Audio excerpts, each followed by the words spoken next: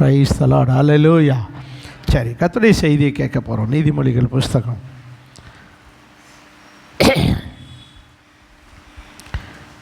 30வது அதிகாரம்.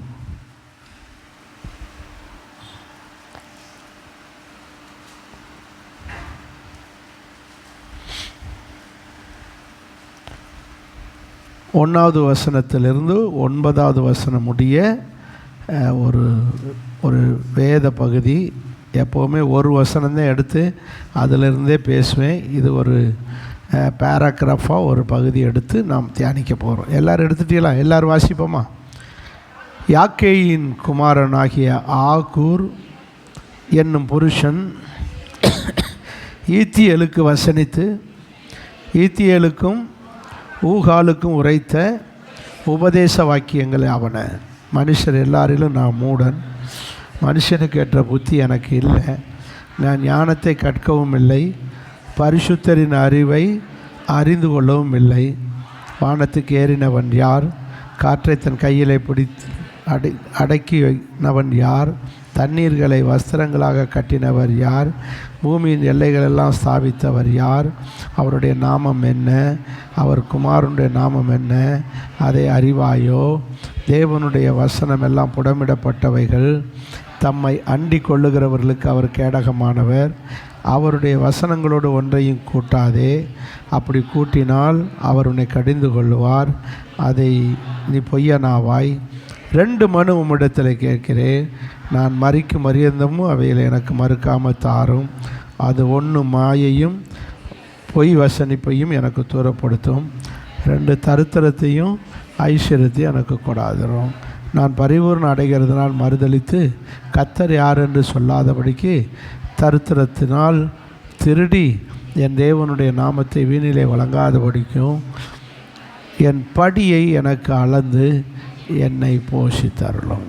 நல்ல பிதாவே, இந்த வசனத்தை நாங்கள் தியானிக்க போகிறோம். எங்களுக்கு இதை ஆசீர்வதித்து தாரும். ஒருவரும் வந்த வண்ணமால் போகாமல் ஒரு ஆசீர்வாதத்தோடு, ஆண்டவரே விடுதலையோடு, சமாதானத்தோடு, ஆண்டவரே மன நிறைவோடு செல்லத்தக்க இந்த வசனத்தை ஆசீர்வதி. இயேசுவின் நாமத்தில் பிதாவே. எத்தனை பேர் சந்தோஷமாக இருக்கீங்க? ஹல்லேலூயா.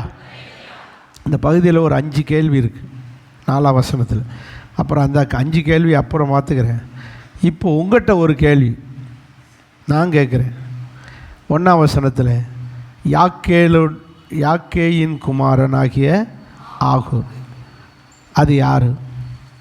2வது ஈத்தியேலுக்கும் ஊகாலுக்கும் உரைத்த உபதேசங்கள். இந்த ஈத்தியேலு ஊகால் யார்? சொல்லிடுங்க. நான் ஊழியத்தை விட்டு போய்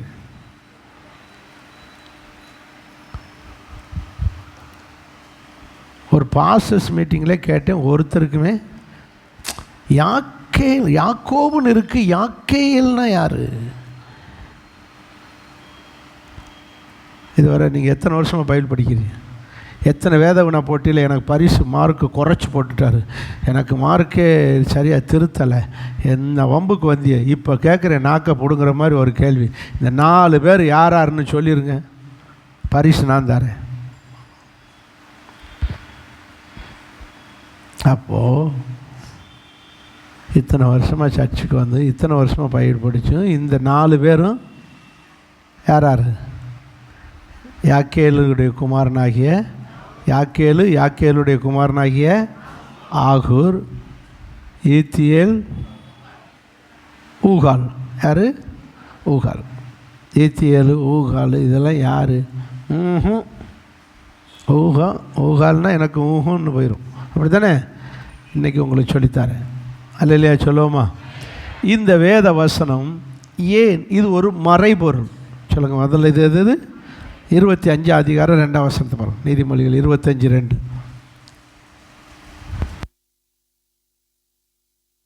காரியத்தை மறைப்பது தேவனுக்கு. அப்போது நடக்க போகிற காரியத்தை அப்படி மறைச்சு சொல்கிறது தேவனுக்கு. அது என்ன அப்படி மறைபொருள்னு நம்ம ஆராய்ஞ்சு கண்டுபிடிப்பது? வசனத்தை பார்த்தா சொல்லுங்க. ராஜாக்களுக்கு மேன்மை. யார் ராஜாக்கள்னா? நம்மெல்லாம் யாரு? ராஜாக்கள்லாம் சொல்லாதே பாஸ், நாங்கள் கூஜாக்களாக இருக்கோம்.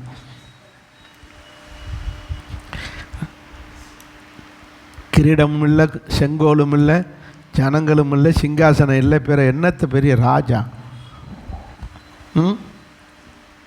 கர்த்தர் நம்மளை ராஜாக்களும் ஆசாரியரும் ஆக்கினார் என்று சொல்லப்பட்டு,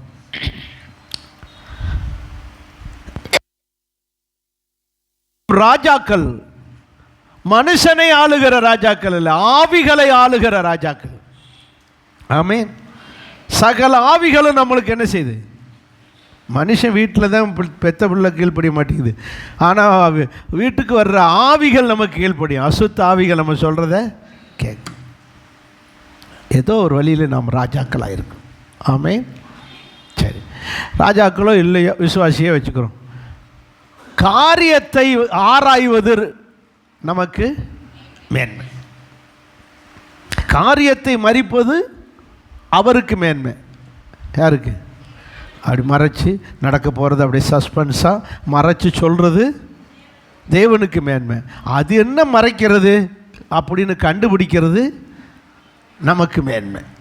புரிஞ்சுதா? புரிஞ்சதா? அல்லையா? சொல்லுங்கள், சேர்ந்து சொல்லுங்கள். அவர் இந்த 1ஆம் வசனத்தில் 4 நபர்கள் சொன்னார் பார்த்தீங்களா? இந்த 4 பேரும் மறைக்கப்பட்ட நபர்கள்.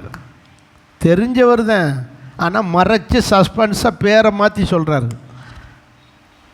யார்? தேவன். இந்த சாலமோன் பெரிய ஞானி. சாலமோன் ஒரு பெரிய, பைபிளே சொல்லுது, சாலமோனை போல் ஒரு ஞானி பிறந்ததும் இல்லை, பிறக்க போவதும் இல்லை. அப்படிப்பட்ட ஒரு பெரிய ஞானி. அப்படி பூமியில் இருக்கிறவர்களே பெரிய, அவனுக்கே சஸ்பென்ஸாக மறைக்கிறாரு. அவனுக்கே சஸ்பென்ஸாக யாக்கேல் அப்படின்றாரு. யாக்கேல் அவன் குமாரனாகிய ஆக்கூர். அக்கேல், அக்கூர், அக்கு, நமக்கு விக்கல் தான் வருது. இந்த யாக்கேல் என்ற வார்த்தைக்கு எபிரேய பைபிளில் ஏல், அந்த ப்ரொனன்சியேஷன், எபிரேய ப்ரொனன்சியேஷன் யாக்கேல், ஏல்னா தேவன் அர்த்தம். எல்லோஹிம், எல்லோஹிம், எல்லோஹிம்னா யார்? சர்வ வல்லமையுள்ள தேவன். Elohim, Elohim. இம்மானுவேல், இம்மானுவேல் கிடையாது, இம்மானு ஏல், ஏல் தான் கரெக்ட் ப்ரொனன்சியேஷன். இம்மானுவேல், ஏல் என்றால் தேவன், இம்மானு என்றால் நம்மோடு, தேவன் நம்மோடு இருக்கிறார். அந்த ஏல், ஏல் என்ற ப்ரொனன்சியேஷன் பூரா தேவனை குறிக்கும். ஏல். ஆக இந்த யாக்கே, ஏல் என்றால் தேவன், பணிந்து கொள்ளக்கூடிய தேவன், யாவரும் பணிய வேண்டிய தேவன். அப்படின்னா என்ன அர்த்தம்? சர்வ வல்லமையுள்ள தேவன், கீழ்ப்படியத்தக்க தேவன். So obey everybody to him. அந்த அளவுக்கு எல்லோருமே கீழ்ப்படிய பணிந்து கொள்ள வேண்டிய நபர் தேவன். அதுதான் யாக்கேல். இப்போ புரிஞ்சுதா? யாக்கேல்னா யாரு? தேவன், சர்வ வல்லமை உள்ள, எல்லாருமே கீழ்ப்படியத்தக்க தேவன். அதனாலே யாக்கேல் என்றால் எல்லோருக்கும், எல்லோருமே கீழ்ப்படிந்து பணிந்து கொள்ள வேண்டிய நபர் தான் யார்? தேவன். ஸோ அப்போ யாக்கேல் என்ற வார்த்தை தேவனை குறிக்கும். யாரை குறிக்குது? தேவனை குறிக்கும். தேவனுக்கு இங்கே ஒரு புது பெயர் வைத்து யாக்கேல் என்று சாலமோன் மூலமாய் எழுதப்படுகிறது. சரி, ஆட்டோமேட்டிக்காக அடுத்த வசனத்துக்கு அவருடைய குமாரனாகிய ஆகூர். சாலமோனுக்கு தேவனுக்கு ஒரு குமாரன் உண்டு என்பது யாருக்குமே, சாலமோன் காலத்தில் குமாரன் கிடையாது, ஆனால் அது மறைக்கப்படுது. ஆனால் நமக்கு இப்போ தெரியும் தேவனுடைய குமாரனாகிய இயேசு. இயேசு யாரு? தேவனுடைய குமாரன். குமாரன்னா அப்புறம் அம்மா முஸ்லீம் மாதிரி அவங்க அம்மா கேட்டுக்கிட்டு இருக்கக்கூடாது. இது தாயின் தகப்பனுக்கும் பிறக்கிற மகன் அல்ல, மகன் ஸ்தானத்தில் இருக்கிற நபர். மகன்னாலே தகப்பனுடைய சொத்துக்களுக்கெல்லாம் உரியவர். மகன்னாலே அர்த்தம் தகப்பனுடையதான சொத்துக்களுக்கு உரியவர், வாரிசு. அதுபோல் தேவனுடையதான சகல குட்னஸ் எல்லாவற்றுக்கும் வாரிசாய் அவர் ஸ்தானத்தில் இருக்கிறவர் தான் குமாரனாகிய ஆசூர் என்ற ஆக்கூர், ஆக்கூர் என்ற இயேசு. புரிஞ்சவங்க அல்லையா சொல்லுங்க. இப்போ புரியுதுங்களா? ஆக்கூர்னா யார்? ஆன்னு கொட்டாய் விட்டுரு. ஆக்கூர் என்ன யார்? இயேசுவை குறிக்கும். சொல்லுங்க. யாக்கேல் என்றால் சொல்லுங்க தேவனை குறிக்கும். அப்போ தேவனையும் அவருடைய குமாரனாகிய இயேசுவையும் குறிக்கும். ஆக்கூர் என்பது யாரை குறிக்கிறது? இது ஒரு மறைவாக சொல்லப்பட்டது, தேவனையும் குமாரனை. ஏன்னா சாலமோன் காலத்தில் இதெல்லாம் கிடையாது. அப்போ யெகோவா, யாவே, எபிரேய பாஷையில் யாவே, தமிழ் பாஷையில் யெகோவா, இப்படி தான் இருக்குது. இங்கிலீஷில் லார்டு, கர்த்தர், இப்படி தான் இருக்குது அவர் பெயர்.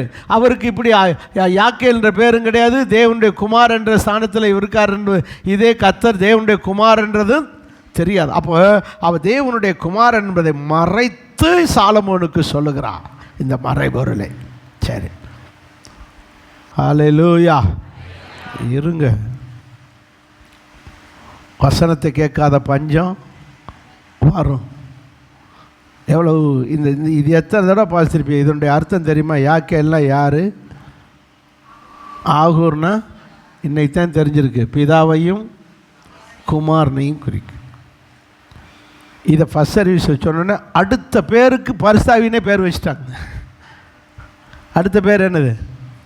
ஈத்தியேல். ஈத்தியேல் என்பது பரிஸ்தாவி கிடையாது, பரிஸ்தாவி கிடையாது. ஈத்தியேல் என்பது இஸ்ரவேல் ஜனங்களை குறிக்கும். யாரை குறிக்கும்? இஸ்ரவேல் ஜனங்கள். சொல்லுங்கள், ஈத்தியேல்.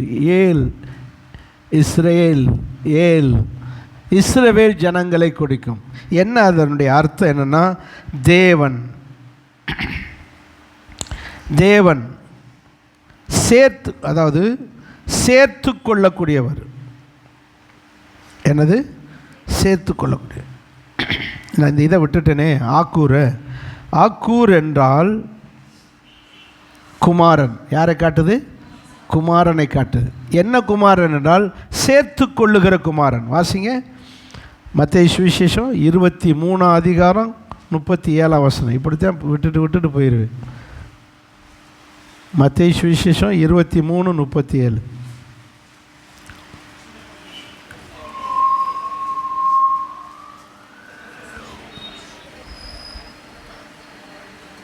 ஒருத்தர் வாசிக்கிற மாட்டீங்க. எருசலேமே தீர்க்கதரிசிகளை கொலை செய்து உன்னிடத்தில் அனுப்பப்பட்டவர்களெல்லாம் கல்லறிகிறவளே,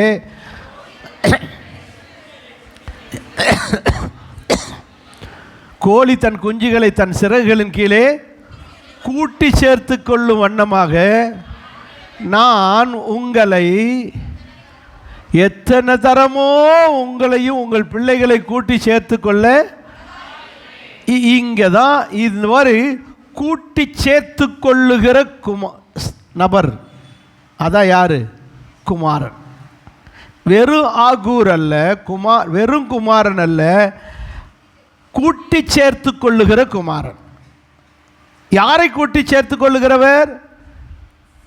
இஸ்ரவேல் ஜனங்களாகி. ஏன்னா பல தடவை அவங்க ஆண்டவருக்கு விரோதமான காரியங்களை, விக்கிரகத்தை பின்பற்றவும், பாகாலை கும்பிடவும், அப்படியே முரட்டாட்டம் பண்ணவும் இருந்தாங்க. அதனால அவங்கள கைவிடுவார், அப்புறம் மறுபடியும் கூட்டி சேர்ப்பார். அப்படி கூட்டி சேர்த்து கொள்ளுகிற குமாரன் யாரை என்றால் ஈத்தியேலாகிய, சொல்லுங்க, இஸ்ரவேலர்கள். இஸ்ரவேல் என்பது ஒரு தனி நபருக்கு வச்ச பெயர் தான், இல்லை என்று சொல்லவில்லை. ஆனால் முழு ஜனத்துக்கு என்ன பெயர் தான் உண்டு? இஸ்ரவேலர்கள். ஸோ முழு ஜனத்துக்கும், யூதர்கள், தேவ ஜனங்கள், ஆபிரகாமின் சந்ததியாக இருக்கிற அனைவருக்கும் என்ன பேர் உண்டு? இஸ்ரவேலர்கள். இஸ்ரவேலர்கள். அப்போ இஸ்ரவேலர்கள் என்பது, ஈத்தியேல் என்பது முழு இஸ்ரவேலர்களையும் குறிக்கும் காரியமாகும். பிதாவாகிய தேவன் குமாரனாகிய ஆக்கூர் என்னும் குமாரனுக்கு, இயேசு கிறிஸ்துவுக்கும் சொன்ன உபதேசம். ஏன்னா யாருக்கு சொல்கிறாங்க உபதேசம்? ஈத்தியேல் ஆகிய இஸ்ரவேலுக்கு. ரெண்டாவது, உங்கள் வாயிலே வரல பாருங்க, உங்களுக்கு நீங்கள் அடுத்த நபரை அறிஞ்சிக்கிறணும்னு ஆர்வம் இல்லை பாருங்க. ஊக்கால். ஊக்கால் என்றால் யார்? ஊக்கால் என்றால் புறஜாதிகளிடத்திலிருந்து வந்த ஜனங்கள். புறஜாதிகளாயிருந்து இயேசுவை சொந்த இரட்சகராக ஏற்றுக்கொண்டு வந்த ஜனங்கள், அதாவது பலன் இல்லாமல் பலப்படுத்தப்பட்டவர்கள், ரட்சிப்பு இல்லாதவர்கள், ரட்சிப்பு இல்லாமல் ரட்சிக்கப்பட்டவர்கள், கிருபையை பெறாமல் கிருபையை பெற்றவர்கள், யூதர் அல்லாதவர்கள் யூதரானவர்கள், இஸ்ரவேல் அல்லாதவர்கள் இஸ்ரவேலராய் மாறினவர்கள். அதான் யாரு? ஊகால் என்ற புறஜாதி கிறிஸ்து. நம்மளாம் யாரு? யூதர் அல்லாதவங்களுக்கெல்லாம் என்ன பேர் உண்டு? புறஜாதி. அவங்கெல்லாம் சுய ஜாதி. நம்மெல்லாம் ஏன்னா தேவனுடைய ஜனம். அவங்கெல்லாம் யார்? இஸ்ரவேலர்கள் தேவனுடைய ஜனம். நம்மெல்லாம் பேய் பிசாசை கும்பிட்டுக்கிட்டு கிடந்த புறஜாதி. நம்ம அப்படித்தானே இன்னும் பேய்க்கு முக்கியத்துவம் கொடுக்குறோம்.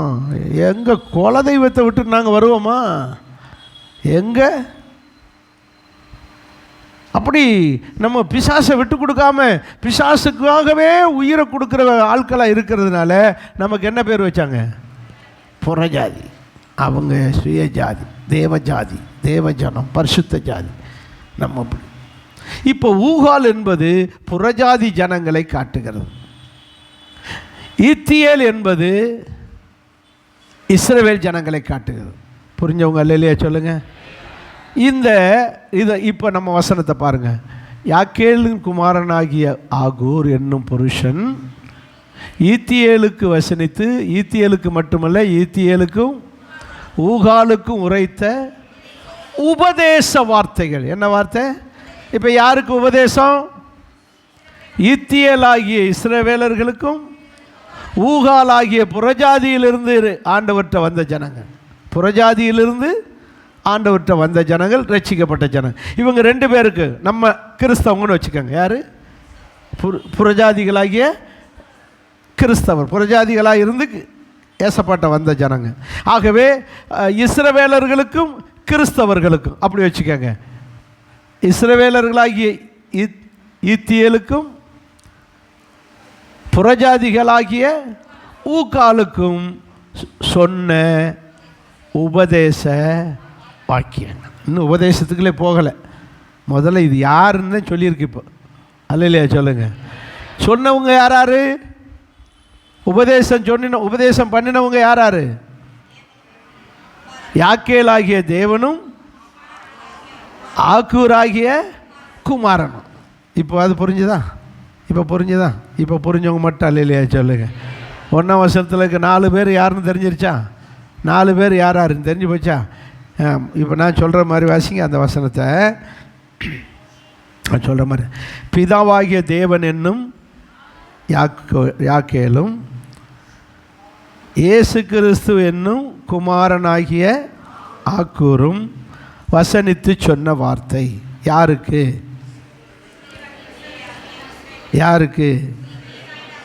ஈத்தியேலாகிய இஸ்ரவேலர்களுக்கும் ஊகாலாகிய ரட்சிக்கப்பட்ட புறஜாதிகளுக்கும். அப்படி சேர்த்துக்க.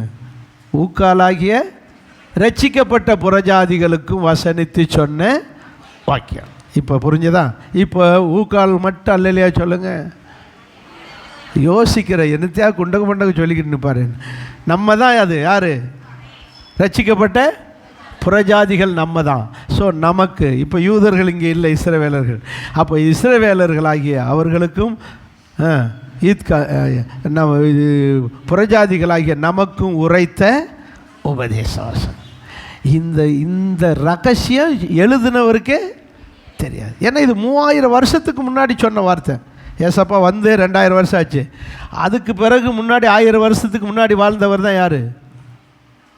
சாலமோன். அப்போ இந்த வசனம் எழுதி எத்தனை வருஷம் ஆச்சு? 3000 வருஷத்துக்கு முன்னாடி நடந்த ஒரு தீர்க்க தரிசன வார்த்தை. இது எழுதினவருக்கே இதுக்கு அர்த்தமே தெரியாது. அதனால தான் அடுத்த வசனத்தில் அவரே சொல்கிறாரு, நான் மனுஷர் எல்லாரிலும் நான் பெரிய ஞானின்னு நினச்சிக்கிட்டு தெரிஞ்சேன். இப்போ இவர் சொல்கிறத பார்த்தா இந்த நபர்கள் யாருன்னே எனக்கே தெரியலை. நான் ஒரு முட்டாள். நான் மனுஷர் எல்லாரிலும் யாராக இருக்கேன்?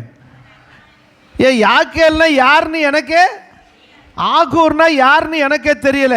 நான் ஞானின்னு பேர் வாங்கி ஞானத்தை கேட்டு வாங்கி நான் யாராக இருக்கிறேன்? இப்போ அடுத்த வசனம், மனுஷனுக்கு ஏற்ற புத்தியே இதை கூட புரிஞ்சுக்கிற அளவுக்கு எனக்கு என்ன இல்லை. சாலமோன் தன்னை பற்றி எழுதுறார், புத்தி இல்லை. அடுத்து சொல்கிறாரு, நான் இன்னும் ஞானத்தை, நான் பெரிய ஞானத்தில் தேர்னவன் நினச்சிக்கிட்டு தெரிஞ்சேன், ஆனால் எனக்கு ஞானத்தை கற்கவும் இல்லை. பரிசுத்தரின் அறிவு, பரிசுத்தர்னா யார்? தேவன். சேனைகளின் கர்த்தர் பரிசுத்தர், அவரை பற்றிய அறிவு பரிசுத்தரின் அறிவு. அப்போ தேவனை பற்றிய அறிவு எனக்கு இன்னும் இல்லை. இப்போ நான் ஞானின்னு நினச்சிக்கிட்டு இருந்த என் பெருமைக்கு கிடைச்ச அட்டி.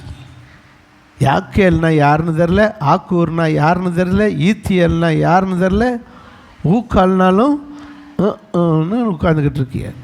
ஒரு அல்லேலூயா சொல்லுங்கள் பார்க்கலாம். நம்மெல்லாம் யார்?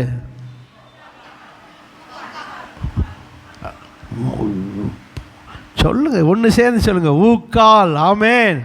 நம்மெல்லாம் புறஜாதிகளாக இருந்து ரட்சிக்கப்பட்டோம், ரட்சிக்கப்பட்ட புறஜாதி. இந்த ரகசிய இந்த இந்த ரகசியத்தை மறைச்சு சொல்கிறாரு. அது மறைப்பது அவருக்கு மேன்மை. இன்னைக்கு அந்த ரகசியத்தை அறிஞ்சுக்கிட்டது அறிஞ்சவங்க மேன்மையாக நினைக்க, அறியாதவங்க விட்டுருங்க. இந்த ரகசியத்தை இன்றைக்கி என்ன செஞ்சாச்சு? அறிஞ்சாச்சு. சத்தமாக ஒரு அல்லேலூயா சொல்லிடுங்க. சரி, இப்போ சாலமோன் தன்னை யாருன்னு சொல்லிவிட்டார்? முட்டாளாக இருக்கேன், புத்தி எனக்கு இல்லை, கற்க இன்னும் நான் சரியாகவே கற்றுக்கிறல, எனக்கு அறிவே இல்லைன்னு முடிச்சிட்டார். சரி, அவர் கதையை விட்டுருவோம், நமக்கு தேவையில்லை. 4ஆம் வசனத்துக்கு வாங்க. வானத்துக்கு ஏறினவன் இல்லை, ஏறி, ஒழுங்காக வாசிக்கணும், புரிஞ்சவங்க அல்லேலூயா சொல்லுங்க. ஏறி இறங்கினவர். அப்போ யார்? அது குமாரனை காட்டுகிறது. குமாரன் தான் என்ன செய்தார்? ஏறுகிறவரும் இறங்கி வருகிறவரும். ஒரு தடவை வந்தார், அடுத்து இறங்குவார், அடுத்து ஏறுவார். அவருக்கு தான் பிதாட்ட போவார். ஏன்னா தேவன் பூமிக்கு வர்றதில்லை. தேவன் பூமியை பார்க்கவே பாவத்தை பாராத சுத்த கண்ணன். அப்போது தேவன் குமாரன் தான் ஏறுகிற இறங்குறோம். அப்போ அவர் சொல்கிறாரு, வானத்துக்கு ஏறி இறங்கினவர் யார்? அது குமாரன் மட்டுமே. 2வது, காற்றை தம் கையில் அடக்கி வைத்திருக்கிறவர், தண்ணீர்களை வஸ்திரங்களாக கட்டியவர், பூமிகளுக்கெல்லாம் எல்லைகளை ஸ்தாபித்தவர். இது 3 யாரை காட்டும்? பிதாவை காட்டுகிறார். சொல்லுங்கள், பிதா. இது பிதாவை. ஏன்னா காற்றை அடக்கி வச்சுருக்காரு, தண்ணியை வஸ்திரம் போல் வச்சுருக்காரு. போன வாரம் 2 வாரத்துக்கு முன்னாடி உங்களுக்கு ஒரு செய்தி கொடுத்தேன், எப்படி சிருஷ்டித்தார் என்று. ஞாபகம் இருக்கா? தண்ணி என்ன செஞ்சார்? டொங்கின்னு மேலே கீழையும். ஆதியாகமம் 2ஆம் அதிகாரத்தில் தண்ணீர்னால் என்ன செஞ்சுருக்கிறது? நிறைஞ்சிருக்குது. பூமியானது எதுக்குள்ளே இருக்குது? தண்ணிக்குள்ளே இருக்குது. அப்போ பூமியை சிருஷ்டிக்க போகிறார். அப்போ தண்ணியை பிரிக்கணும். தண்ணியை 2ஆக பிரிக்கிறாரு. மேலே உள்ள தண்ணிக்கு ஆகாய விரிவு, கீழே இருக்கிற தண்ணியை அதையும் ஓரமாக ஒதுக்கி சமுத்திரம்னு பேர் வச்சு, வெட்டாந்தரைக்கு பூமி என்று பேர் வச்சு, இப்படி தண்ணியெல்லாம் பிரித்து எடுத்தாரா? இப்படி தண்ணியெல்லாம் அடக்கி வஸ்திரமாக வச்சிருக்கிறவர் யார்? பிதா. சொல்லுங்கள். காற்றை கையில் அடக்கி வச்சவர் யார்? பிதா. அடுத்து பூமிக்கு எல்லைகளை ஸ்தாபித்தவர். வந்துருச்சா? சிருஷ்டிப்பு பூரா வந்துருச்சா? இப்போ வந்துருச்சு பாருங்கள். அப்போ இதை யாரை காட்டுகிறது? பிதா. அப்போ முதல் கேள்விக்கு பதில் குமாரன். ஏறினதும் இறங்கினதும். அப்புறம் காற்று, தண்ணி, எல்லை இதெல்லாம் நியமித்தது பிதாவை காட்டுகிறது. கடைசி 5வது கேள்வி, அவருடைய நாமம் என்ன? பிதாவாகிய தேவன். அவருடைய குமாரனுடைய நாமம் என்ன? இயேசு கிறிஸ்து. சத்தமாக ஒரு அல்லேலூயா சொல்லுங்க. ஸோ இயேசு கிறிஸ்து. அப்போது பிதாவையும் குமாரனையும் இங்கே சொல்லி, இங்கே நல்லா கவனிக்கிறது. இந்த கேள்வி யாரை பற்றினது என்பது இப்போ தெரிஞ்சோம். முதல் கேள்வியும் கடைசி கேள்வியும் குமாரனை பற்றியது. 2, 3, 4 ஆகிய இந்த 3 கேள்வியும் பிதாவை பற்றி. இது ஒரு உபதேச பச்சு. 1ஆம் வசனத்து கடைசி வரி உபதேச. அப்போ என்ன உபதேசம்? அட லூசுகளா, அட மரமண்டுகளா, காற்றையெல்லாம் கையில் வச்சிருக்கிறவர் பிதாதான். தண்ணீரை எல்லாம் வஸ்திரம் போல் வச்சிருக்கிற ஒரு பிதா தான். இதையெல்லாம் புரிஞ்சு வச்சுக்கோங்க. இது இப்படின்னு சொல்லி உபதேசம் பண்ணார். ஏறி இறங்கினது குமாரன் மட்டும்தான், வேறு யாரும் ஏற முடியாது, அப்படி வர முடியாது. அவர் ஒருவருக்கு தான் பரலோகத்தில் போய் பிதாட்ட போயிட்டு வரக்கூடிய உரிமை இருக்குது. அது குமாரனை தான் குறிக்கும். அவருடைய நாமம் பிதா, அவருடைய நாமம் பிதாவாகிய தேவன், அவருடைய குமாரனுடைய நாமம் கர்த்தராகிய எஸ். ஏன்னா இந்த எழுதினவர் காலத்தில் குமாரன்றவரே இல்லை. பழைய ஏற்பாட்டில் குமாரன் என்ற ஸ்தானமே இல்லை. அதனால தான் இந்த குமாரன் என்று சொல்லப்பட்டிருக்கு. சத்தமாக ஒரு அல்லேலூயா சொல்லுவோமா? எல்லோரும் சேர்ந்து ஒரு அல்லேலூயா சொல்லுவோமா? ஏன் இங்கே பிதாவுடைய நாமத்தை கேட்கிறார், குமாரனுடைய நாமத்தை கேட்கிறார்? இந்த குமாரன் ஸ்தானத்தில் இருந்தவன் லூசிஃபர். ஏசாயா 14:12 தூங்கக்கூடாது, தூங்குறக்கா வந்திய நான் முக்கி கஷ்டப்பட்டு இதனுடைய அர்த்தத்தை எல்லாம் கண்டுபிடிச்சி சொன்னால் வாயை திறந்துக்கிட்டு தூங்குறது, கொசு உள்ளே போயிட்டு வந்துடும். அதிகாலையின் மகனாகிய, அப்போது அந்த இடத்துல மகன் இருக்கு இல்லையா, அந்த இடத்துல பார்த்தீங்கன்னா இங்கிலீஷ் பைபிளில் லூசிஃபர்னு எழுதியிருக்கும். இங்கிலீஷ் பைபிளில் படித்து பாருங்கள், யாருன்னு எழுதியிருக்கும்? லூசிஃபர்னு எழுதியிருக்கும். அப்போ மகன் ஸ்தானத்தில் இருந்தவன் லூசிஃபர். இப்போ மகன் ஸ்தானத்தில் இருக்கிறவர் இயேசு கிறிஸ்து, அவருடைய குமாரன், தேவனுடைய குமாரன். அப்போ குமாரன் ஸ்தானத்தில் இருக்கிறது இப்போ யாரு? போச்சு, இயேசு கிறிஸ்து. அப்போ முதல்ல அந்த குமாரன் ஸ்தானத்தில் இருந்தது யாரு? அதுக்கு தான் பேரை கேட்குறாரு. நீங்கள் வாட்டில் லூசிஃபர் பேரை சொல்லிடக்கூடாது. தேவனுடைய பாருங்க எப்படி சொல்லியிருக்கு. இதையெல்லாம் ஸ்தாபித்தவருடைய நாமம் என்ன? பிதா. கரெக்டாக எழுதிருக்கு. குமார் தேவன். ரெண்டாவது அவருடைய குமாரனுடைய நாமம் என்னன்னு கேட்குறாரு. நீங்கள் வாட்டில் யார் பேர் எழுதிடக்கூடாது, லூசிஃபர் எழுதிடக்கூடாது. அவருடைய குமாரன் யார்? இப்போ பாருங்கள், ஏசாயா வாசிங்கள 14:12 என்ன சொல்லிக்கு? விடிவெள்ளின்னு இருக்கா, அதிகாலையின் மகனாகிய. அப்போ விடிவெள்ளி ஸ்தானத்தில் இருந்தவன் யார்?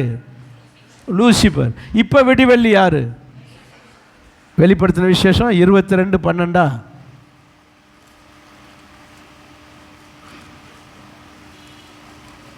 கடைசி 22:16 இயேசுவாகிய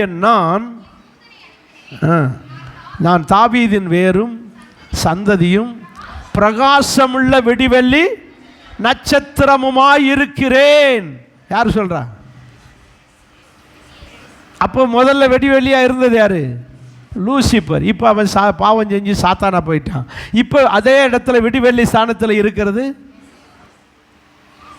அதுக்கு தான் கேட்குறாரு, இந்த உலகத்தை சிருஷ்டித்தவருடைய நாமம் என்ன? அவருடைய குமாரனுடைய நாமம். புரிஞ்சவங்க மட்டும் அல்லேலூயா சொல்லுங்கள். இந்த சத்தியங்களாகிய உபதேசங்களை எல்லாம் நீங்கள் என்ன செஞ்சு வச்சுக்கோங்க, தெரிஞ்சு வச்சுக்கோங்கன்னு எழுதுறாரு. என்ன எழுதுறாரு? ஈத்தியலுக்கும் ஊகாலுக்கும் உரைத்த, சொல்லுங்க, உங்களை வாயால் சொல்ல வைக்கிறதுக்கு தானே நான் நிற்கிறேன், எனக்கு தெரியாமல் இருக்கேன். சொல்லுங்க. உபதேச வாக்கியம். ஈத்தியல் என்றது யாரு? இஸ்ரவேலர். ஊகால் என்பது யாரு? ரட்சிக்கப்பட்ட கிறிஸ்தவர்கள். அப்போ இஸ்ரவேலர்களும் கிறிஸ்தவர்களுமே நீங்க தேவன் யாரு, அவருடைய குமாரன் யாருன்னு தெரிஞ்சு வச்சுக்கோங்க, மரமண்டுகளான்னு எழுதி தந்துட்டு போயிருக்காரு. புரிஞ்சவங்க மட்டும் அல்லேலூயா சொல்லுங்க. அல்லேலூயா. நம்ம யாருன்னு இன்னைக்கு நம்ம தேவன் யார், அவருடைய குமாரன் யார் அப்படின்றது தெரிஞ்சிடும். பிதாவாகிய தேவன், அவருடைய குமாரனாகிய எஸ். சரி, 5ஆம் வசனத்துக்கு போவோமா? நேரமாகுதே. நீங்கள் இவ்வளோ ரொம்ப ஸ்லோவாக இருக்கீங்க. கப்புன்னு பிடிச்சிக்கிட்டு பதில் சொல்ல மாட்டேன்றீங்க. டக்குன்னு பிடிச்சிட்டு பதில் சொல்ல மாட்டேன். 5ஆம் வசனத்துக்கு வருங்க. தேவனுடைய வசனம் எல்லாம், சத்தமாக வாசிங்க, தேவனுடைய வசனம் எல்லாம் புடமிடப்பட்டது. தம்மை அண்டிக் கொள்ளுகிறவர்களுக்கு அவர் இந்த வசனத்தை அண்டிக் கொள்ளுகிறவர்களுக்கு அவர் தேவனுடைய வசனம் எல்லாம் புடமிடப்பட்டதுன்னு என்னது? ஆசாரிமார், தங்க ஆசாரிமார் இருக்கீங்களா? தங்க ஆசாரிமார்கிட்ட கேளுங்க. அவங்க தங்கத்தை என்ன செய்வாங்க? புடமிடுவாங்க. அந்த ஒரு சட்டிக்கில் வச்சு தீயை வச்சு அதில் கொண்டு போய் நீங்கள் தங்கம் வேணான்னு விற்க போகிறேன்னு விற்றியன்னு வச்சுக்கோங்க. தோடு தொங்கட்டான் அது இதெல்லாம் மூக்குத்தியெல்லாம் கலட்டிக்கணும். இது எப்படி இதை வெயிட் ரேட்டு போடுறதுன்னு தெரியாது. அவங்க என்ன செய்வாங்க? முதல்ல ஒரு சட்டியில் ஒரு தீ கங்கு வச்சுருப்பாங்க.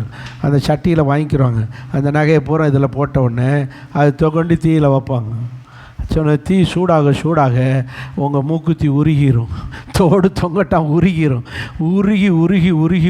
உருகி அப்படியே தண்ணி ஆயிரும். நான் பக்கத்தில் நின்று பார்த்ததுனால தான் சொல்கிறேன். தண்ணியை மாறின உடனே அதுக்கு மேலே அந்த அழுக்கு பூரா கருப்பாக என்ன செஞ்சிடும்? படிஞ்சிடும். என்னடா இது நம்ம கொடுத்த தங்கம் பூரா இப்படி கண்ணங்கரேர்னு ஆகி போச்சேன்னு பார்த்தா அப்படி லேசாக அப்படி தட்டி காட்டுவார். அந்த அழுக்கு பூரா ஒதுங்கும். உள்ளே அப்படியே பலன்னு இருக்கும். கீழே பார்த்தீங்கன்னா அந்த காருக்கு எல்லாம் படிஞ்சு போய் மண்டி மாதிரி கிடக்கும். நீங்கள் தங்காசாரி செய்கிறத பார்த்துங்க. இருக்கிய சிலருக்கு நான் சொல்ல வேண்டியதில்லை. அதுக்கு பிறகு அந்த மேலே இருக்கிற அந்த அழுக்கை ஒதுக்கி அப்படி எடுப்பாங்க பாருங்கள். பியூர் தங்கம். அது கீழே அடியில் இருக்கிறது பூரா அழுக்கு எல்லாமே அப்படி தண்ணியாகும். அதுக்கு பிறகு அது அப்படியே தண்ணியில் இது பண்ணியாச்சுன்னா அப்படியே கட்டி ஆயிரும். ஏதாயிரும்? கட்டியாயிரும். தண்ணி அப்படியே இருந்தது அப்படி இப்போ பலன்னு சுத்த தங்கம். அழுக்கா கர்ணங்கரேர்னு தோடா தொங்கட்டானா கண்டுபிடிக்க முடியாத அளவு கருகருன்னு இருந்ததெல்லாம் இப்போ என்ன ஆயிடுச்சு? இதுக்கு பேர் தான் என்னது? புடமிடுதல். தங்கம், வெள்ளி, ஈயம். இந்த பேட்ரி செய்கிறோம், காருக்கு பேட்ரி செய்கிறோம், ஈயத்தை அப்படி தான் என்ன செய்வாங்க? அங்கனுக்கில் ஒரு பேட்ரி கடை இருந்துச்சு. அதை பக்கத்துலேயே உட்காந்து பார்ப்பேன் எப்படிலாம் பண்ணணும். அப்போது இந்த மாதிரி உருக்குவாங்க. இந்த உருக்கி சுத்தமாக்குகிறதுக்கு பெயர் புடமிடுதல். இப்படி பைபிளில் அவர் எழுதுனது, இவர் எழுதுனது எல்லாத்தையும் புடமிட்டு சுத்தமாக்கி தந்திருக்காரு. அதுதான் இது என்னது? புடமிடப்பட்ட தங்கம். எது? பைபிள். இது புடமிடப்பட்டது.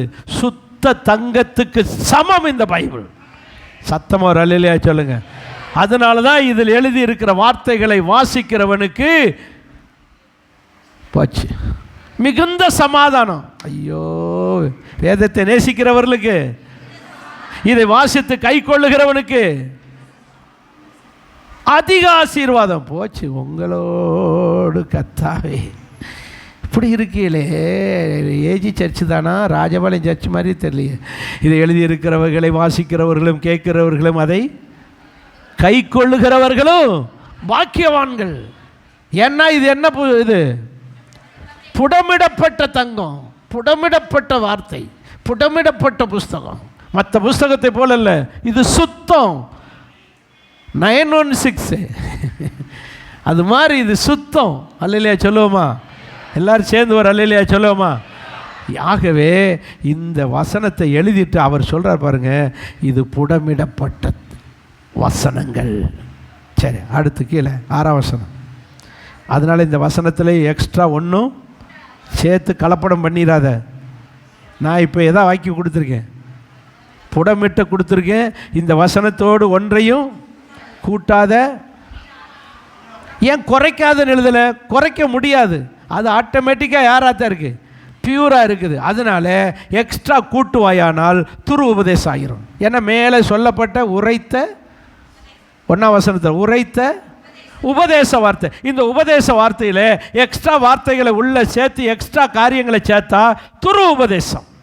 இது சுத்த உபதேசம், துரு உபதேசம். புரிஞ்சவங்க மட்டும் அல்லேலூயா சொல்லுங்க. அப்போது நாம் சுத்தமான உபதேசத்தை பின்பற்ற வேண்டும். பைபிள் படிங்க. இதை படிக்கிறவர்கள் பாக்கியவான்கள், இதை கை கொள்ளுகிறவர்கள் பாக்கியவான். இது லேசான புஸ்தகம். அன்னைக்கு வானமும் பூமியும் ஒளிந்து போனாலும் இந்த பைபிள் ஒளியாக. இதை கண்டா பேய் பயப்படுது. நம்ம ஆட்களுக்கு பயமே இல்லை. பேயை விட மோசமான ஆட்களுக்கு பேய் இதை கண்டு என்ன செய்யுது? பயப்படுது. இதை படித்தா இந்த பையலுக்கு பூரா நல்ல கிறிஸ்தவனாக மாறிடுவானேன்னு நீங்கள் பைபிளை படித்தாலே தூக்கம் வருது. பிரசங்கத்தை பண்ண ஆரம்பித்தாலே தூங்க ஆரம்பிச்சிடறாங்க. பிசாசு தூக்கத்தை கொடுத்துறான். நீ வாட்டில் தூங்கிட்டு இருப்பான், நீ பிரசங்கத்தை கேட்டு நல்ல விசுவாசியாக மாறிடாதேன்னு நேர தூக்கத்தை கொடுத்துறான். நீங்கள் அதுக்கெல்லாம் இடம் கொடுக்காம இந்த பைபிள் ஆகிய சுத்த தங்கத்தை வாசிக்கணும். புடமிடப்பட்டவைகள். சத்தமாக ஒரு அல்லேலூயா சொல்லுவோமா? சரி, நேராக பாயிண்ட்டுக்கு வர்றேன். 7ஆம் வசனத்துக்கு வாங்க. எல்லாரும் வாங்க, எல்லாரும் வாசிங்க. 2 மனுவை உம்மிடத்தில் கேட்கிறேன். ஆண்டவர்கிட்ட 2 மனு கேட்குறாரா? மனு கேட்கல, மனு கொடுக்கிறேன். சொல்லுங்க. நீங்கள் இது வரைக்கும் கேட்குறேன்னு வாசித்திருப்பீங்க. இப்படி தான் சொல்லுவாங்க. அதான் சரியாக பைபிள் படிக்கணும். ஆண்டவரே உம்மிடத்தில் 2 மனு. மனுன்னு என்னது? பெட்டிஷன், விண்ணப்பம் பண்ணுது. 2 மனுவை கொடுக்கிறேன். எங்கள் தெருவில் லைட் எரியவில்லை, சாக்கடைகள் கிளீன் பண்ணல. 2 மனு கவுன்சிலர் கொடுக்குறோம், முனிசிபலுக்கு கொடுக்குறோம். சரிதானா? இதே மாதிரி ஆண்டவரே நான் உம்மிடத்தில் 2 மனு கொடுக்கிறேன். கேட்குறேன்ல, மனுவை கொடுக்கிறேன். கொடுங்க. என்ன மனு? அந்த அதுக்கு பதில் கொடுத்துருங்க. எனக்கு மறுக்காமல் அதுக்கு என்ன கொடுத்துருங்க? பதில் கொடுங்க. சாலமோன் இந்த மனுவை கேட்குறான். இந்த மனுவில் என்ன எழுதியிருக்கோ அதுதான் உபதேசம். சொல்லுங்கள், புரிஞ்சவங்க அல்லையா? சொல்லுங்கள். இந்த மனுவில் என்ன எழுதியிருக்கோ அதுதான் என்னது? உபதேசம். ஏன்னா அங்கே 1ஆம் வசனத்தில் தான் ஈத்தியலுக்கு ஊகாலுக்கு உரைத்த உபதேசம். ஸோ இப்போ நம்ம இந்த மனுவில் எழுதியிருக்கிற காரியத்தை உபதேசமாக பார்க்க வேண்டும். என்ன உபதேசம் கேட்குறாரு? என்ன மனு கொடுக்குறாரு? மாயையும் பொய் வசனிப்பையும் எனக்கு கிட்ட கூட வராதபடி ஆக்கிரும், என் பக்கத்தில் கூட வராதபடி ஆக்கிரும்.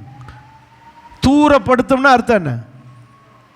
தூர தள்ளி போயிடும், தூரப்படுத்திடுங்க, என் பக்கத்தில் கூட வரக்கூடாது. எது அது? சொல்லுங்க.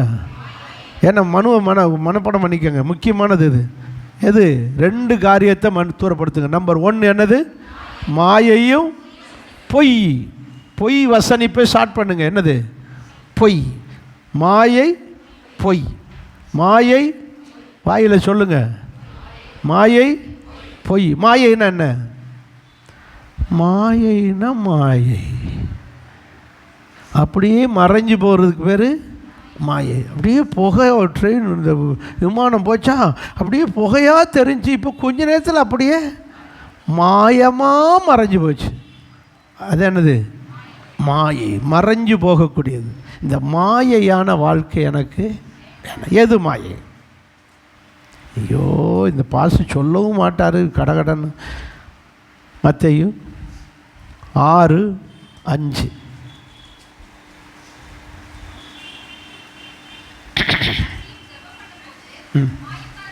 மாயக்காரனை போல் இருக்க வேண்டாம். யாரை போல? ஜெபத்திலே மாயக்காரன். ஜெபம் பண்ணும்போது மாயக்காரன். இந்த மாயக்காரன் என்ன அர்த்தம்? மாயக்காரன்.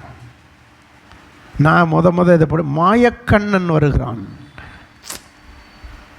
என்ன எங்களுக்கு குலதெய்வம் தானே. யார்? எங்கள் சித்தப்பா. இது ரொம்ப பேர். அவருக்கு 2 பையங்க. மூத்தவனுக்கு பெரிய கண்ணே, சின்ன கண்ணுன்னு பேர் வச்சார் எங்கள் சித்தப்பா. சீயாளி அவர் பேர். சீர்காழி இல்லை, சீயாளி அவர் பேர். கடைசி அப்பாவுடைய கடை. அவர் மகனுக்கு. அப்போ அவர் சொல்லுவார், இந்த மாடோடு நிற்பார்ல, மாடோடு நிற்பார்ல கண்ணே, அவர் புரியுதா யாருன்னு? இந்து குடும்பத்திலேருந்து வந்தவங்களுக்கு புரியும். அதை வெறும் கண்ணனே சொல்ல மாட்டார் எங்கள் சித்தப்பா. எப்படி சொல்லுவார்னா மாயக்கண்ணன். அப்போ எனக்கு அர்த்தம் தெரில, இப்போ புரியுது. இப்போ இருந்தாருன்னா சொல்லி அவர் இறந்துட்டார். இப்போ மாயக்கண்ணன் மாயமாக போயிட்டாருப்பா. மாயைன்னா என்ன தெரியுமா? நடிப்பு. என்னது? இங்கிலீஷ் பைபிளில் பாருங்கள், ஹிப்போக்ரஸி. என்னது? நடிப்பு. நல்லவன் போல் நடிக்கிறது, கைதட்டுறது மாதிரி. அல்லேலூயா தூதிமாகி மை முகமும் அப்படி நச்சு, அப்படி கையை அப்படியே ஓங்கி ஓங்கி காட்டுறது. ஒரு சவுண்டு வராது, வாயிலையும் சத்தம் வராது, கையிலையும் சத்தம் வராது. ஆனால் புரியுதா? புரியுதா? இது என்னது? மாயை, நடிப்பு. இந்த நடிக்கிற வாழ்க்கையே வேண்டாம். அதை எனக்கு என்ன செஞ்சுருங்க, அப்படிப்பட்ட நபர்களே என் பக்கத்திலேயே வரக்கூடாது. அவங்களையெல்லாம் என்ன செஞ்சுருங்க, தூரப்படுத்திடுங்க. நடிக்கிற விசுவாசியே தோத்திரம் பாஸ்டர் அப்படின்னா, ஆனால் நம்மளை பற்றியும் குறை பேசிகிட்டு இருந்துருப்பாங்க. தோத்திரம் சிஸ்டர்னு வாங்க, தோத்திரம் பிரதர். நான் உங்களை பற்றி அவ்வளோ நேரம் குறை பேசிடுவோம். உங்களை கண்ட உடனே அப்படியே என்ன செஞ்சிருவாங்க, உங்களை தான் நினச்சிக்கிட்டே இருந்தேன். ஐயா, இந்த நபர்களையெல்லாம் என்னை விட்டு என்ன செய்யுங்க. அதைத்தான் சொல்கிறாரு, மாயை. ரெண்டாவது பொய். வாயை திறந்தாலே பொய், வாழ்க்கையே பொய். இந்த பொய்யுக்கெல்லாம் ஒரு தகப்பன் இருக்கான். யார் பொய்யுக்கெல்லாம் தகப்பேன்? அதைத்தான் நல்லா சொல்லுங்கள். ஏன் இவ்வளோ யோசிக்கிறியா? உங்களுக்கு வேண்டிய ஆளை போய் மாட்டி விட்றேன்றீங்கள? பொய்யுக்கு தகப்பன். சாத்தானுக்கு இன்னொரு பேர் என்ன தெரியுமா? பொய்யுக்கே தகப்பன். பொய்னா என்னன்னு இந்த உலகத்துக்கே கொண்டு வந்த புண்ணியவாளன் அவன். யார்? சாத்தான். அவன் தானே ஏவாள்கிட்ட போய், நீ இந்த பழத்தை சாப்பிட்டீன்னா யாராயிருவிய? கடவுளாயிருவிய. கடவுளை போல் போயிட்டு வரலாம். அவர் பரலோகத்துக்கு போயிட்டு வர்ற மாதிரி இப்போ நீங்கள் பாவம் போகவே முடியாமல் இந்த தோட்டத்தில் உள்ள பழத்தையே தின்னுக்கிட்டு இப்படி பொய்யை சொல்லி அந்த பழத்தை சாப்பிடுவாங்க. அதனால தான் இயேசு சொல்கிறாரு, அவன் பொய்யுக்கே யாராக இருக்கிறான்? தகப்பனாக இருக்கிறான். தகப்பனாக இருக்க. எனக்கு இந்த பொய் பேசுகிற ஆளும் வேண்டாம், மாயையான நபர்களும் வேண்டாம். இவங்களை மட்டும் தூரப்படுத்தாமல் நானும் அப்படியே பொய்யான வாழ்க்கை, பொய்யும் வேண்டாம், மாயையும் வேண்டாம். என்னை விட்டு இந்த ரெண்டு குணத்தையும் தூரம் ஆக்கிருங்க. பக்கத்தில் கூட வந்துடக்கூடாது. எனக்கு இந்த ரெண்டு குணமும் வேண்டாம். உள்ளதை சொல்லுவோம், என்ன வந்தாலும் பரவாயில்ல. ஆமேன்னு சொல்லுங்கள் பார்க்கலாம். யார் நம்மளை வெறுத்தாலும் சரி, யார் நம்மளை நேசித்தாலும் சரி, யார் நம்மளை நல்லவங்கன்னு சொன்னாலும் நம்மளை கெட்டவங்கன்னு சொன்னாலும் சரி, உள்ளதுன்னு சொல்லுவோம். மீஞ்சினதை கர்த்தர் பார்த்துக்கிறார். ஆமேன்னு சொல்கிறவங்க மட்டும் என்னோடு சொல்லுங்கள். ரெண்டு மனு கேட்குறார். ஒரு மனு மாயை வேண்டாம், பொய் வேண்டாம். இதுக்கு உங்களுக்கு சம்மதமா? உங்களுக்கு சம்மதமா? சரி, நம்ம அப்படியே இருப்போம். ஏழையாக இருந்தால் கூட பரவாயில்ல, நீங்கள் இதே வேண்டவே வேண்டாம். அல்லையா சொல்லுவோமா? ரெண்டாவது மனுக்கு வாங்க, நேரமாகிறது, முடிக்கணும்.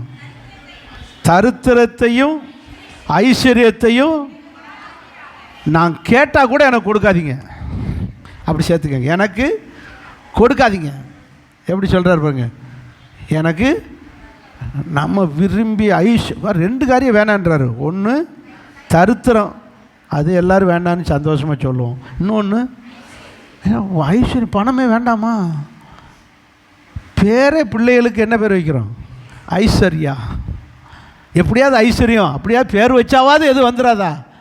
ஐஸ்வர்யம் வந்துடுதான்னு அலைய.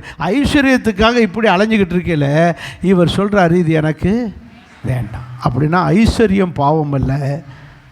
ஐஸ்வர்யம் வர ஆரம்பிச்சிருச்சுன்னா அது மேலே தான் நம்ம கவனம் போகிறோம். பணம் பணம் பணம் பணம், சொத்து சொத்து சொத்துன்னு யாரை மறந்துடுவோம்? தேவனை துதிக்கிறத மறந்துடுவோம், தேவனை நினைக்கிறத மறந்துடுவோம். நினச்சா தானே துதிக்க. அப்போ ஆண்டவரை பற்றிய நினைவுகளை குறைஞ்சிரும். அந்த வயல் இப்படி கிடக்கு, அந்த சொத்து இங்கே கிடக்கு, அந்த பணத்தை வாங்க போகணும், அங்கே இன்னும் வாங்கினவன் திருப்பி கொடுக்காமல் இருக்கான், இப்படியே இதை அதை ஒன்று வாங்கணும், இதை பற்றி நினைவு இருக்க முடியும். யாரை மறந்துடுவோம்? தேவனை மறந்து. அதனால ஐஸ்வர்யம் பாவம் அல்ல, ஐஸ்வர்யம் மயக்கம்தான் பாவம். ஐஸ்வர்ய கிறுக்கு, ஐஸ்வர்ய வெறி தான் பாவம். அதனால தான் பணம் ஆசை. அதுக்கு என்ன வச்சார்? பணம் பாவம் அல்ல, பண ஆசை. பணம் பணம் பணம் அலைகிற அந்த ஐஸ்வர்ய ஆசை தான் பாவம். நம்ம அப்படி இருக்கக்கூடாது. எவ்வளோ வசதி வந்தாலும் அதை பொருட்படுத்தவே கூடாது. அதை பொருட்படுத்தாமல் இருந்துட்டோம்னா அது நமக்கு நிச்சயமாக நீங்கள் வேண்டான்னாலும் நல்லா தருவார்.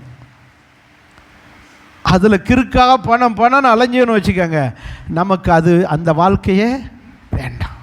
ஏன்னா ரெண்டு பேர் மரித்தாங்க. ஒரே வீட்டுக்குள்ளே பங்களாவில் மாளிகையில் இருக்கிறது பணக்காரன், அதே வாசலில் பிச்சை எடுத்துக்கிட்டு இருக்கிறவன் விசுவாசி.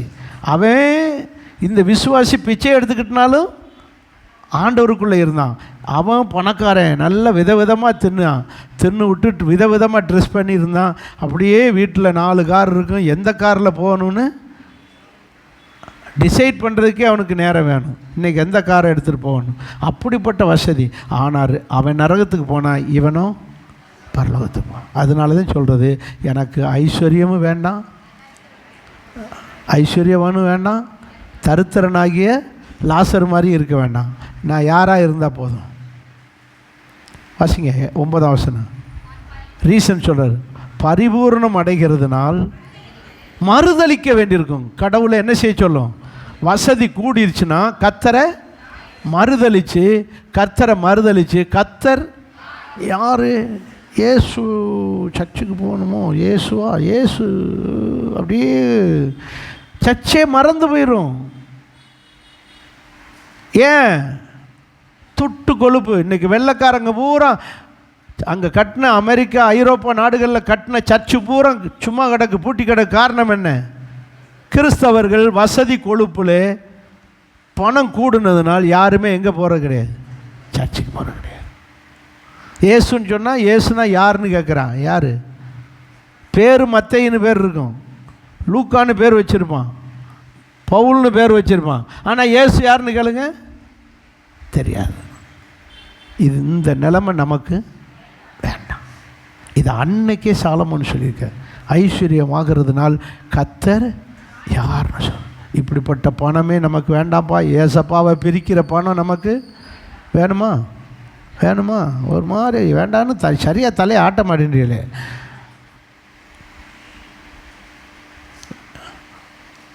ஐஸ்வர்யமும் வேண்டாம், தருத்திரமும் வேண்டாம். இது 2 ஆபத்தானது. எப்படி ஆபத்தானது? 9ஆம் வசனத்தில், ஐஸ்வர்யம் வந்தால் கர்த்தர் யாருன்னு சொல்லும், தருத்திரம் வந்தால் திருட சொல்லும்.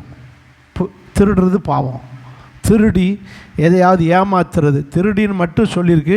திருடி, ஏமாற்றி, வஞ்சித்து, கெடுதலை செஞ்சு, இப்படிலாம் பல பாவங்களை செய்ய வைக்கும். எது? தருத்திரம். அதனால் எனக்கு தருத்திரம் வேண்டாம். அதுக்கு பதில் என்ன கேட்குறாரு? என் படியை எனக்கு அளந்து தான். எதை கேட்குறாரு? அன்றன்றுள்ள அப்போ இருக்கு இல்லையா, அது என்னது? பரமண்டல ஜபம். என்னது பரமண்டல ஜபத்தினுடைய கடைசி வரி என்ன? ஆண்டண்டைக்குள்ள அப்பத்தை எனக்கு. இன்றைக்கி பரமண்டல ஜபத்தில் இயேசு சொல்லி கொடுக்குறதுக்கு 1000 வருஷத்துக்கு முன்னாடியே சாலமோன்ட்ட சொல்லிட்டாரு, அன்னைக்கு படியை வாங்கிக்கப்பா, எக்ஸ்ட்ரா கேட்காதப்பான்ட்டார்.